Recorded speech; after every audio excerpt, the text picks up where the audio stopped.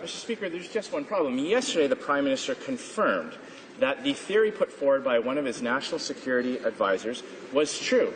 He has also said that it was the member for Surrey Centre acting alone that was the result of this embarrassing incident. So how can the Prime Minister at the same time blame rogue elements in the Indian government and the member for Surrey Centre? Honourable Prime Minister. Mr. Speaker, like most Canadians, on this side of the House, we respect and appreciate the work done by our professional public services, and particularly in regards to our national security agencies and information agencies. We believe them when they put forward their information and their recommendations to us. At the same time, the member for Surrey has taken responsibility for his role in the invitation extended to this individual and has apologized.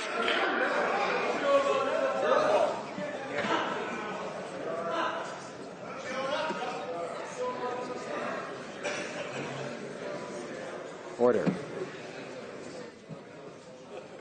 The Honourable Leader of the Opposition. Mr. Speaker, is the Prime Minister actually saying that the member for Surrey Centre has taken sole responsibility for a scheme concocted by the Indian government? Is that the assertion that we're led to believe? Now, how can they both be true?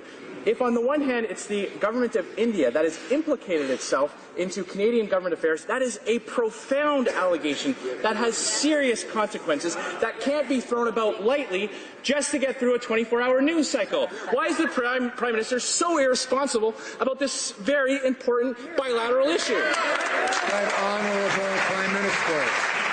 Mr. Speaker, once again, we support and accept the Council, the recommendations, the extraordinary work and advice done by our national security agencies and information agencies. We support our professional public service and accept the information and recommendations they give to us. At the same time, like I've said, the member for Surrey Centre has taken responsibility for having extended the invitation to this individual and has apologized. The Honourable Leader of the Opposition. Mr. Speaker, nobody believes that there wasn't a single person in the Prime Minister's office that was not provided a list of invitees. Nobody believes his ridiculous assertion that the responsibility lies with rogue elements or factions in the Indian government. Now, by having an independent national security official brief the media anonymously right in the middle of a negative 24-hour news cycle, the Prime Minister has implicated the independent public service in his disastrous trip.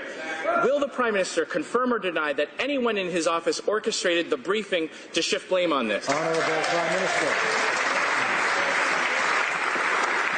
Mr. Speaker, I'm going to have to explain this to the member's office that he did not learn this through 10 years of government, and we saw that regularly in their behaviour in the Harper years. Professional public servants, particularly those in the national security and information areas, do extraordinary work based on their professional qualifications, based on their analyses. And when they make recommendations or when they make statements to Canadians or to this government, we on this side of the House choose to believe them. On that side of the House, who knows? Honourable Leader of the Opposition. We need new lines. So, big time. The Prime Minister would have us believe that an independent national security officer took it upon himself to brief the media right in the middle of a terrible news cycle that was embarrassing the Prime Minister.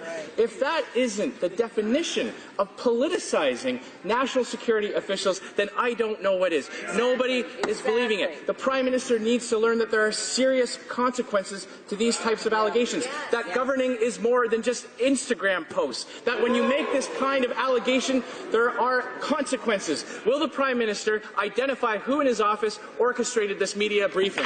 Right, Honourable Prime Minister.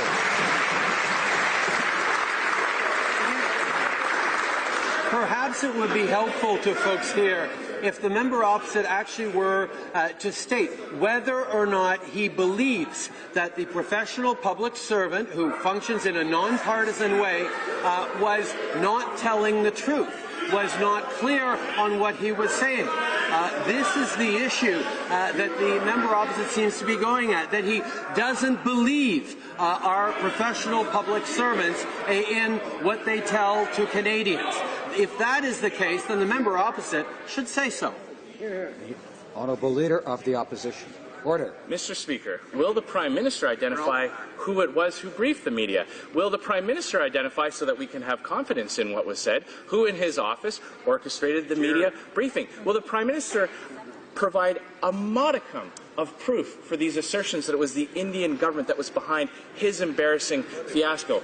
I doubt that he will, Mr. Speaker. You know, last year he met with someone who was the vice president of a listed terrorist organization. In December, he met with Joshua Boyle, who days later was charged with sexual assault and unlawful confinement. Why is it always that this Prime Minister seems to be identified with these kinds of people? Honourable Prime Minister.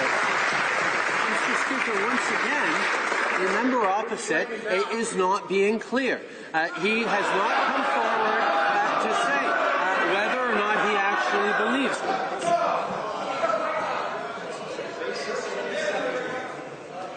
Order. Order. We'll need some order so we can hear both the questions and the answers. I think a little respect for the House meetings. We're going to hear both sides, and each side has a chance to respond in due course. And each side should have confidence, I think, in the ability of Canadians to judge the quality of both the questions and the answers. The Right Honourable Prime Minister. Order. The Right Honourable Prime Minister has the floor. Mr. Speaker, if the members opposite do not trust or believe our national security agencies, they should simply come forward and say it. On this side of the House, we have faith in our professional public servants, particularly in the intelligence and security areas, who do extraordinary work every day to keep Canadians safe, and the members opposite should stop disrespecting them. Outwitting, outplaying, and outlasting the Ethics Commissioner over his vacation to Billionaire Island. It's been asked 4 times already. I don't even know why I'm trying, to be frank, but I'll repeat this simple question. How many times has the Prime Minister met with the Ethics Commissioner? The Right Honourable Prime Minister. Speaker, I'm happy, as should be any member of this House, to work with the Ethics Commissioner, answer any questions that she may have. I think that's important. The Honourable Member for Barrie Innisfil. What a charade, Mr. Speaker. This Prime Minister said he would stand up every Wednesday and answer every question that's being asked of every member on this side of the House, and he fails to do it. He's been asked 5 times today, Mr. Speaker, about the Ethics Commissioner. For the sake of my colleagues, I'll ask it again. How many times? How many times? How many times? How many times? How many times? And how many times has he met with the Ethics Commissioner?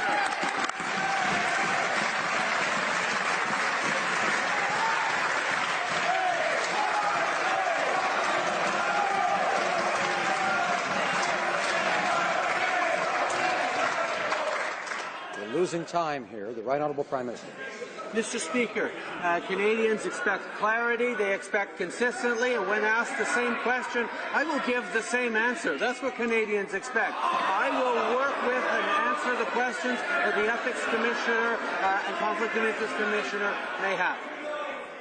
L'Honorable Député d'Outremont. The Honourable Member for Outremont. Mr. truly believes in the importance of question period, if he sincerely believes in transparency and accountability, he's going to have to find it somewhere inside himself to answer this very basic question, because it only concerns him, and he knows the answer. He is being investigated by the Ethics Commissioner. How many times has the Prime Minister communicated with the Ethics Commissioner? Answer the question.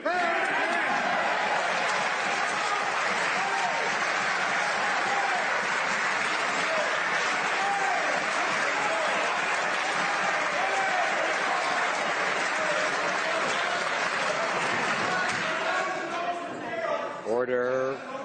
Order. Member for Huron-Bruce will come to order. Order. The Right Honourable Prime Minister.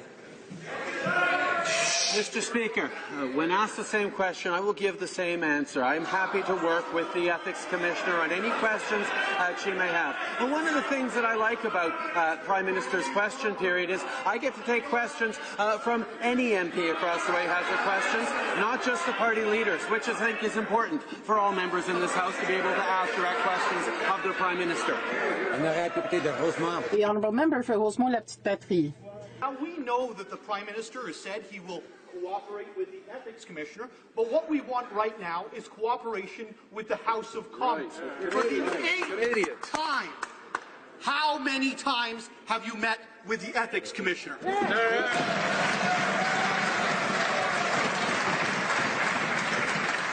remind the honourable member for Barrie Springwater Oral Modanti to direct his questions to the Chair, the Right Honourable Prime Minister. Mr. Speaker, I'm happy to sit and work with the Ethics Commissioner on answering any of the questions she may have. That's the kind of things that is important to Canadians. What's also important to Canadians is making investments in the middle class, in growth for the economy, in putting forward a budget that's going to put more money in the pockets of the middle class and raise taxes on the wealthiest 1%. These are the focuses that our government has. The priorities of our government is serving the middle class and those working hard to join it. Member for Louis Saint Laurent. All Canadians know that the Prime Minister has trouble counting. When came time to do election promises, there was a $10 billion deficit. Now it's $30 billion. He has trouble with numbers. So I'd like to ask him a very simple question for the 9th